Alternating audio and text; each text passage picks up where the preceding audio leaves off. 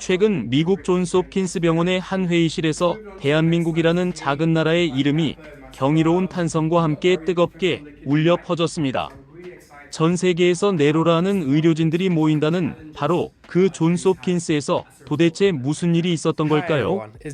최근 국제의료계의 뜨거운 감자로 떠오른 응급의료 시스템 격차. 이 격차를 분석하던 한 국제의료 컨퍼런스에서 그 누구도 예상치 못했던 충격적인 진실이 밝혀지기 시작합니다. 한 미국 의료진, 그는 말합니다. 내가 20년간 믿어왔던 미국 의료 시스템의 우월성이 무너진 것은 단순한 기술 차이가 아니었다.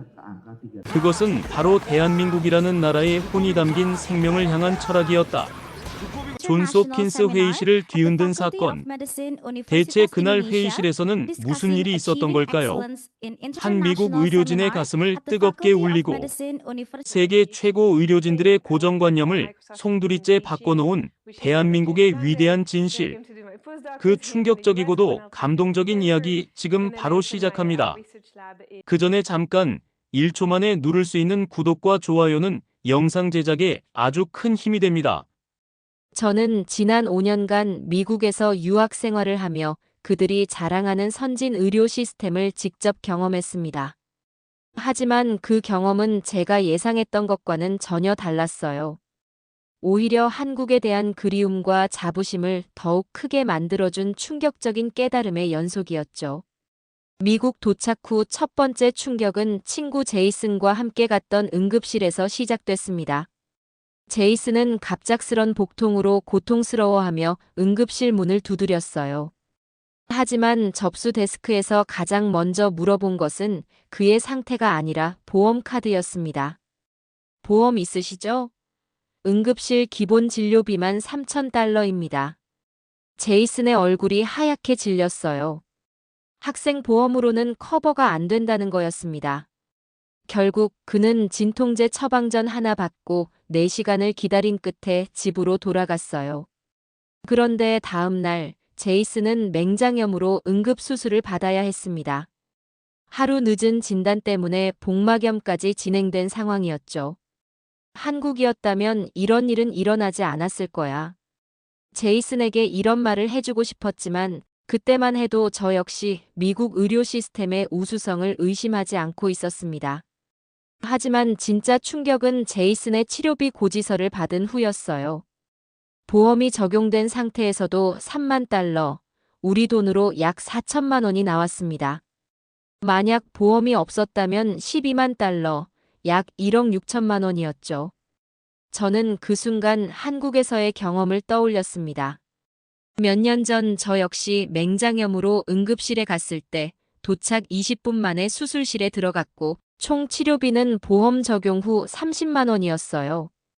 그때부터 저는 의문을 품기 시작했습니다. 과연 미국의 의료 시스템이 정말로 세계 최고일까? 미국에서 경험한 또 다른 사례입니다. 감기 기운이 있어서 병원에 문의했을 때 가장 빠른 예약이 일주일 후였어요. 응급실에 가면 기본 $3,000, 우리 돈으로 400만 원의 비용이 청구된다는 경고를 받았죠. 그냥 약국에서 타이레놀 사 먹고 견뎌. 여기서 아프면 그냥 참는 게 습관이 돼야 해. 미국에 10년째 살고 있는 한국 선배의 조언이었습니다. 그 말을 듣는 순간 한국에서는 몸살만 나도 근처 내과에서 주사 한 방이면 끝나던 일들이 얼마나 소중했는지 깨달았어요. 이런 경험들을 통해 저는 점점 확신하게 되었습니다. 미국의 의료는 서비스가 아니라 비즈니스였어요. 환자의 생명보다는 수익이 우선이었죠. 반면 한국에서는 돈 걱정 없이, 시간 걱정 없이 언제든 치료받을 수 있었습니다. 미국에서 아프다는 것은 공포였어요. 병원비 때문에 파산할 수도 있고 치료를 받지 못해 상태가 악화될 수도 있었거든요. 하지만 한국에서 아프다는 것은 그냥 불편함이었습니다. 병원에 가면 금방 나을 거라는 믿음이 있었으니까요. 더 큰 충격은 그 후에 기다리고 있었습니다. 2023년 말 넷플릭스의 한국 드라마 중증 외상센터가 공개됐어요. 이 드라마는 공개 2주 만에 전 세계 넷플릭스 순위 1위에 오르며 글로벌 센세이션을 일으켰습니다. 처음엔 단순히 한국 드라마의 또 다른 성공작이라고 생각했어요. 하지만 제 주변 외국인 친구들의 반응은 예상과 달랐습니다. 이야, 이게 정말 가능한 일이야? 환자가 도착하자마자 바로 수술실로 들어간다고? 보험 확인도 안 하고 치료부터 한다는 게 말이 돼? 한국에서는 이런 일이 정말 매일 일어나는 거야? 친구들의 질문에 저는 당황했습니다. 한국에서는 너무나 당연하게 여겨졌던 일들이 이들에게는 마치 판타지 소설 같은 이야기로 들렸던 거예요. 미국인 룸메이트 마이클은 드라마를 보며 계속해서 고개를 저었어요. 이건 너무 비현실적이야. 미국에서는 응급 환자라도 보험 확인부터 해야 해. 그리고 이렇게 빠른 진료는 불가능해. 의료진이 과로사하겠어. 하지만 저는 알고 있었어요. 드라마 속 장면들이 과장된 것이 아니라는 것을요. 독일에서 온 교환학생 한나는 이렇게 말했습니다. 우리 독일도 의료 선진국이라고 자부하는데 한국 같은 시스템은 불가능해. 의사 한 명이 하루에 그렇게 많은 환자를 볼 수 없거든. 노동법 위반이야. 프랑스에서 온 피에르도 고개를 저었어요. 프랑스는 의료비가 거의 무료지만 대신 대기 시간이 길어. 응급실에서도 몇 시간은 기다려야 해. 한국처럼 바로바로 처리하는 건 불가능해. 그때 저는 깨달았습니다. 한국의 의료 시스템이 얼마나 특별한 것인지를요. 드라마 속에서 환자가 응급실에 도착하면 10분 안에 응급처치가 시작되고 수술이 필요하면 즉시 수술실로 이동하는 모습. 외국인 친구들에게는 이것이 마치 마법 같은 일로 보였어요. 이게 정말 현실이야? 한국에서는 매일 이런 일이 일어난다고? 제가 네, 당연하죠 라고 답하자 그들의 눈이 더욱 커졌습니다. 해외 네티즌들의 댓글을 보면 이런 내용들이 가득했어요. 이건 판타지야. 현실에서는 불가능해. 한국 의료비가 이렇게 싸다고? 너무 싸서 무섭다. 미국에서는 구급차 타는 것만으로도 2,000달러야. 한국은 얼마야? 저는 친구들에게 한국의 실제 상황을 설명해 주었어요. 구급차는 무료고 응급실 기본 진료비는 몇만 원 수준이며 생명을 위협하는 응급 상황에서는 돈 걱정 없이 치료받을 수 있다고요. 그들의 반응은 더욱 놀라움으로 가득했습니다. 한국에서는 너무나 당연한 일들이 전 세계적으로는 기적에 가까운 일이었던 거예요. 실제로 이 드라마의 모델이 된 인물은 아주대학교 이국종 교수님이었습니다. 그분은 우리나라 중증외상 의료의 아버지라고 불리는 분이죠. 제가 찾아본 이국종 교수님의 실제 사례들은 드라마보다도 더 극적이었어요. 2017년 11월 판문점 JSA에서 북한군의 총격을 받고 탈북한 북한군 병사를 기억하시나요? 그때 이국종 교수님은 직접 헬기를 타고 현장으로 향했습니다. 환자가 병원에 도착하기도 전에 수술 준비를 모두 마치고 기다리고 있었죠. 1초가 생명입니다. 보험이 어떻고 국적이 어떻고 그런 건 나중 문제예요.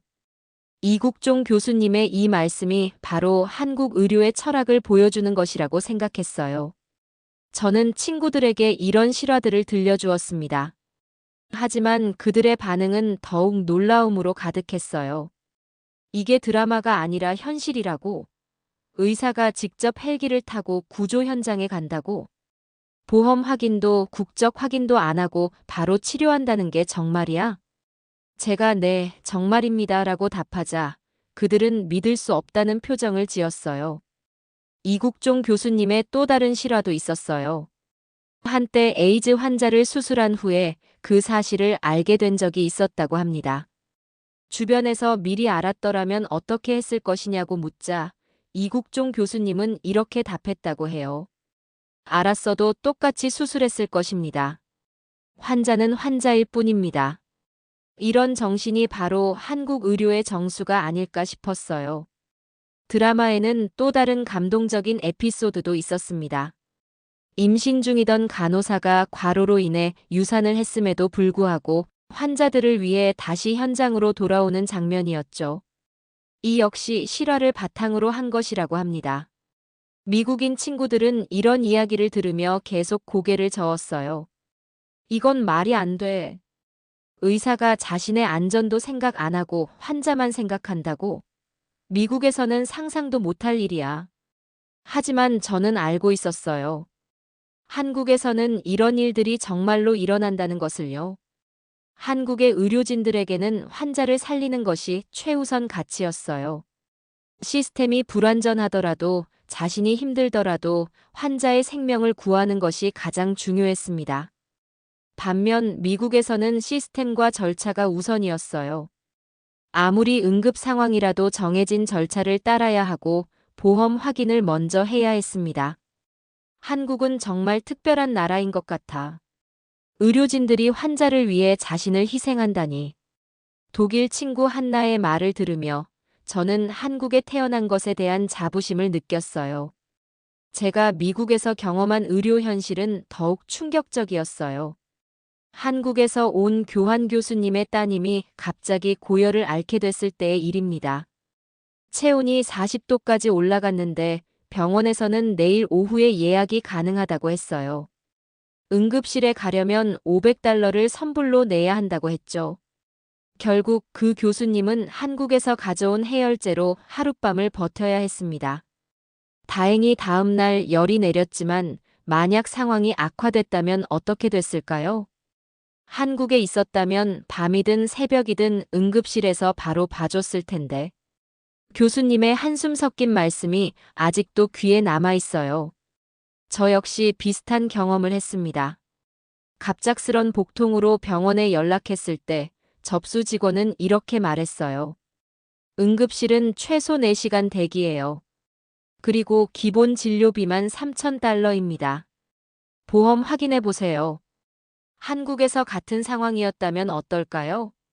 응급실에 가면 바로 트리아지를 받고 상황에 따라 즉시 치료가 시작되죠. 비용 걱정은 나중 일이고 일단 치료부터 하는 게 한국 시스템이에요. 미국에 10년째 살고 있는 한국 선배는 이런 조언을 해주었어요. 여기서는 아파도 참아야 해. 병원비가 너무 비싸거든. 웬만한 건 약국에서 약 사서 해결하는 게 낫다. 이 말을 듣고 충격을 받았어요. 한국에서는 몸살기만 있어도 근처 내과에 가서 주사 한 방이면 금방 나았는데 미국에서는 참는 것이 기본이었거든요. 더 충격적인 건 미국 친구들의 일상적인 대화였어요. 어제 응급실 갔다가 $5,000 나왔어. 보험 적용하고도 이 정도야. 나는 아파도 참고 견뎠는데 결국 더 악화돼서 $10,000 넘게 나왔어. 이런 대화가 일상적이었어요. 반면 한국에서는 병원 다녀왔는데 3만 원 나왔네 정도가 일반적인 대화죠. 응급 상황에서도 차이가 극명했어요. 미국에서는 응급 환자도 시간과 돈을 걱정해야 했습니다. 정말 응급 상황인지 스스로 판단해야 하고 병원비를 감당할 수 있는지 계산해야 했어요. 하지만 한국에서는 그런 걱정이 없었죠. 아프면 병원에 가고 의료진이 알아서 판단해주고 비용은 보험으로 해결되니까요.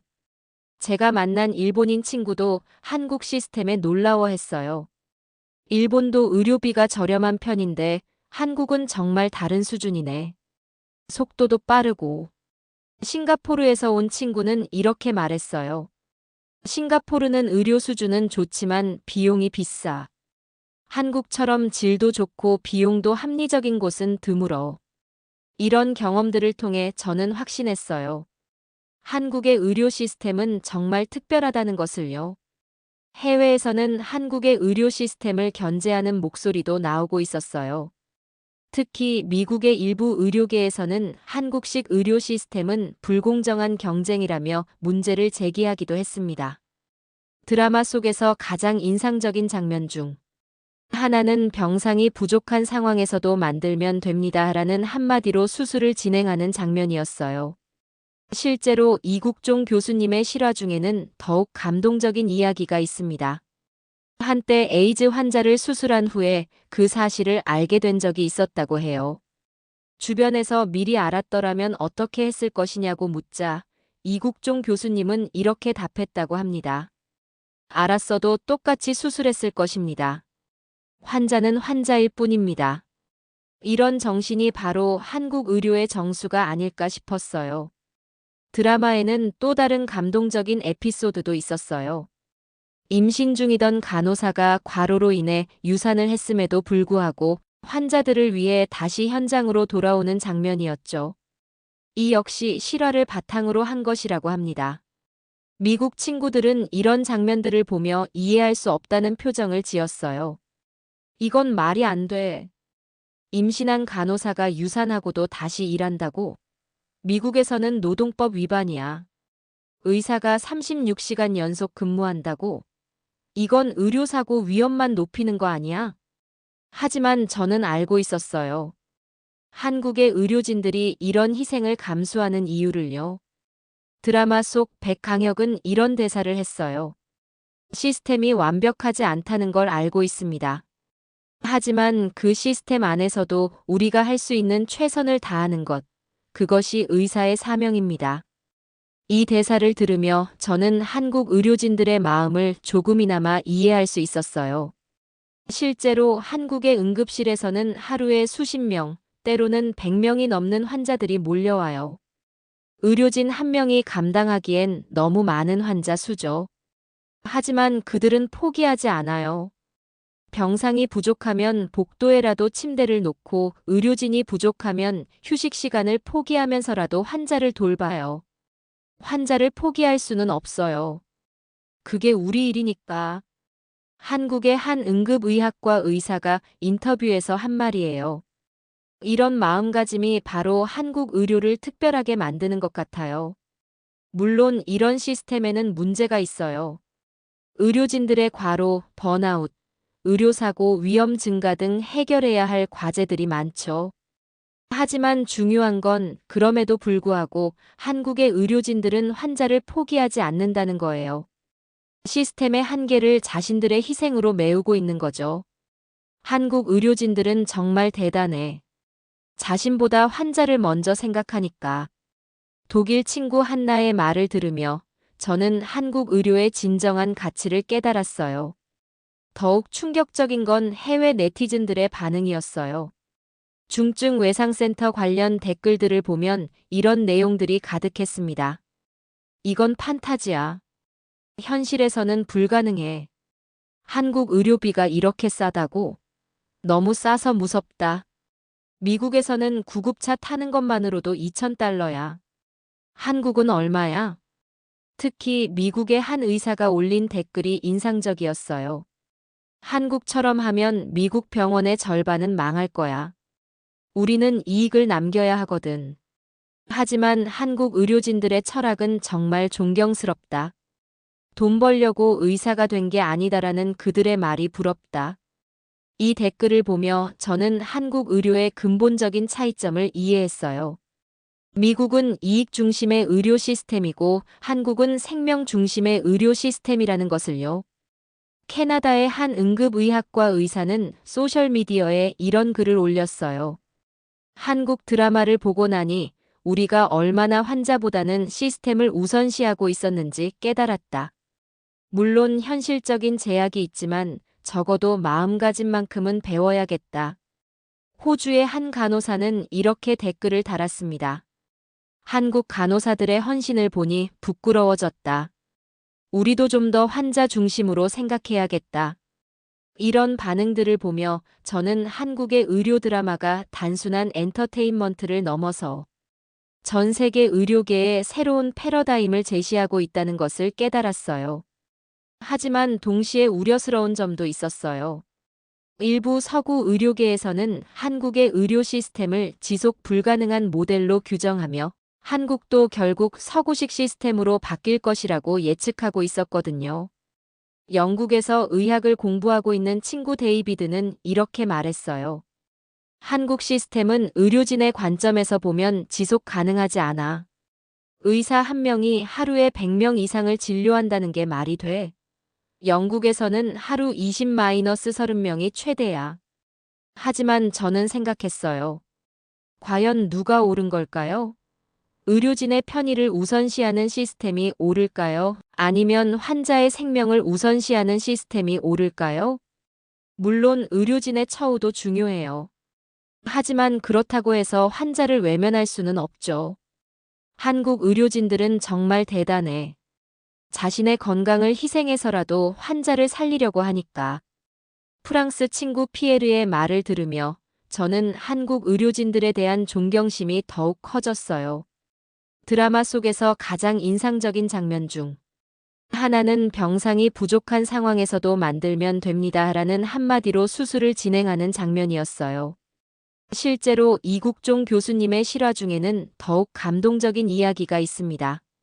한때 에이즈 환자를 수술한 후에 그 사실을 알게 된 적이 있었다고 해요.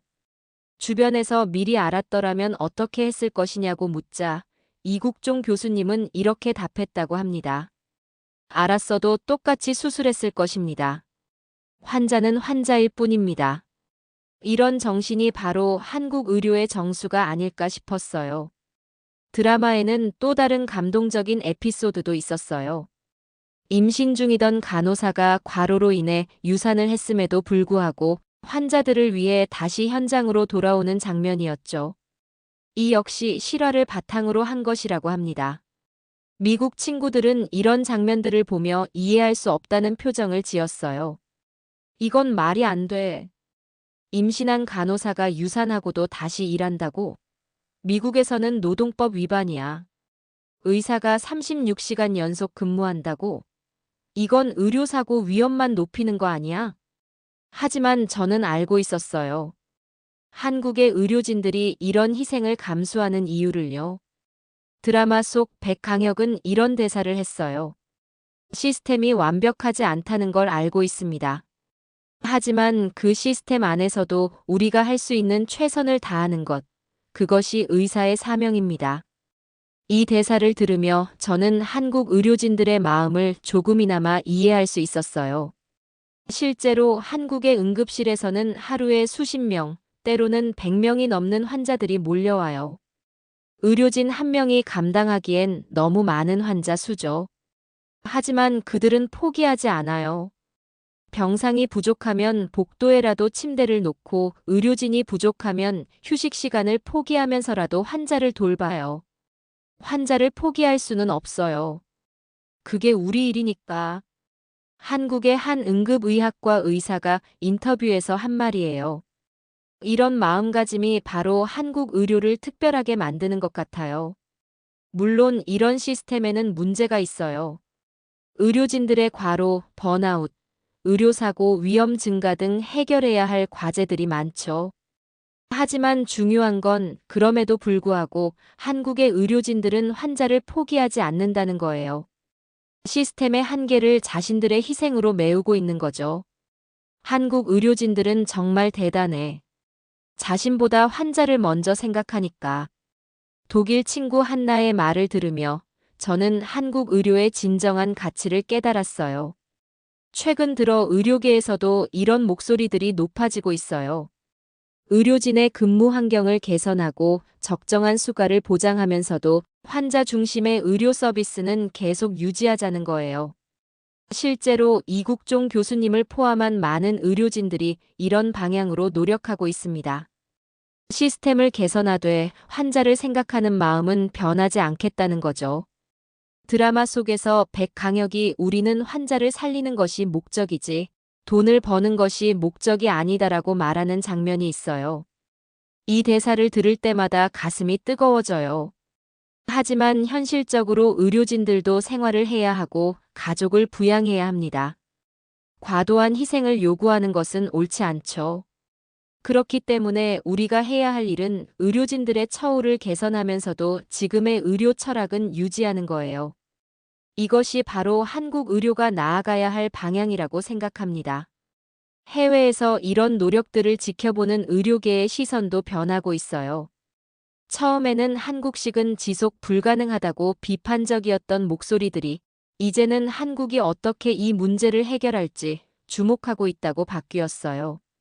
실제로 2024년 초 세계보건기구에서 발표한 보고서에서는 한국이 의료진의 처우 개선과 환자 중심, 의료 서비스 유지라는 두 마리 토끼를 잡을 수 있다면 이것이 미래 의료의 새로운 모델이 될 수 있을 것이라고 평가했어요. 이는 전 세계가 한국의 의료 시스템에 주목하고 있다는 것을 의미해요. 단순히 비판하는 것이 아니라 배우려고 하는 거죠. 실제로 세계 각국에서는 한국의 의료 시스템을 도입하려는 시도들이 이어지고 있어요. 하지만 대부분 실패로 끝나고 있습니다. 왜일까요? 독일의 한 의료정책연구소에서 발표한 보고서에 따르면 한국식 의료 시스템의 핵심은 기술이나 시설이 아니라 의료진의 마인드셋에 있다고 분석했어요. 즉, 단순히 시스템만 베껴서는 안 되고 그 뒤에 숨어있는 철학과 문화까지 함께 도입해야 한다는 거예요. 하지만 여기서 중요한 것은 우리 자신이에요. 해외에서 인정받는 한국의 의료 시스템을 정작 우리가 당연하게 여기고 있지는 않을까요? 저는 미국에서의 경험을 통해 깨달았어요.